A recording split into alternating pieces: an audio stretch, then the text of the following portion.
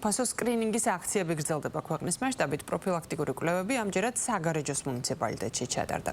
მოქალაქეების უძუსა და საშვილოსნოს ყელის გამოკვლევები, ასევე B და C ჰეპატიტების და HIV ინფექციის სკრინინგი ჩაუტარდათ.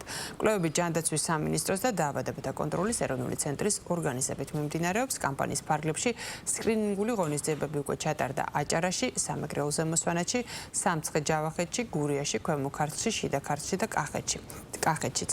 კამპანია ეტაპობრივად გაგრძელდება და უკვე 15 ნოემბრისთვის მთელ საქართველოს ტერიტორიას მოიცავს.